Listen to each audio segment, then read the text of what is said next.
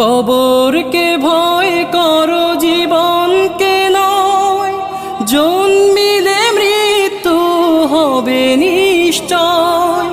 কবরকে ভয় করো জীবনকে নয়, জন্মিলে মৃত্যু হবে নিশ্চয়। তখন আমি চেয়ে রব, তখন আমি চেয়ে রব শুধু তোমারই তরে।